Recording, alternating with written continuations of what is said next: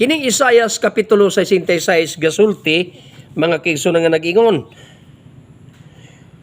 When you see this, your heart will rejoice and you will be flourished like grass. The hand of the Lord will be made known to his servants, but his fury will be shown to his foes.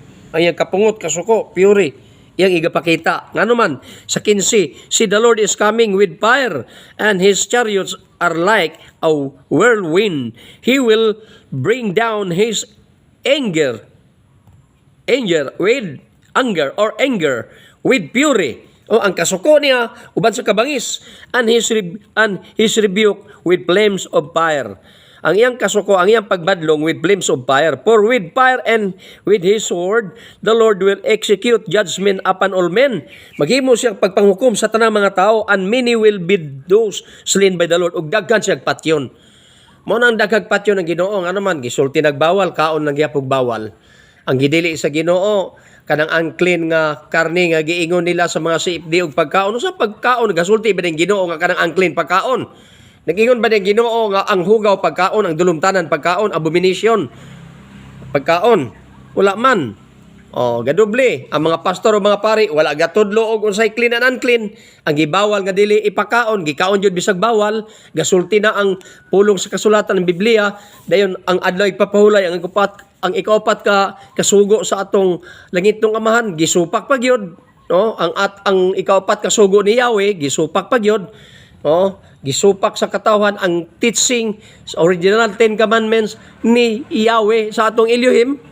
Ang kasuko niya daghan sa pamatyon. Okay, sa may pamatyon sa 17, those who consecrate and purify themselves to go into the gardens, following the one in the midst of those who eat the flesh of pigs. Gugao matod pa dire. O katong kaon sa unod sa baboy ug sa ilaga. So managsama pala ang karning baboy nga giingon sa mga safety, mga pare nga pagkalamia daw kuno sa litson. Nasuko ang Ginoo daghan siya pamatyon sa mga nagkaon, nasuko siya, napungot siya daghan siya pamatyon niadtong gakaon sa unod sa karne nga baboy ug sa ilaga. Sama di ay ang ilaga sa karning baboy. The same lang. Kay dulumtanan abomination in the sight of our Creator, our Heavenly Father, atong Yahweh, atong Elohim. Sumala siya ang pulong. Og nagdeklara siya nga, those who eat the flesh of pigs and rats and other abominable things, they will meet their end together, declares the Lord. Matapos sila, daghan nga matay sayo pa. Kay nabara ang dugo, di nakapunction ang dugo, nangamatay nga bata pa. Kay sige habhab og litson, sige kaon og unod sa karning baboy.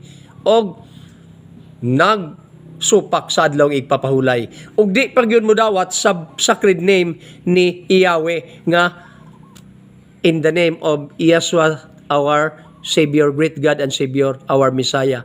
Yeshua, He's the original name of the Savior of the whole world, mga kaigsuunan. Wala na ilangalan nga gihatag.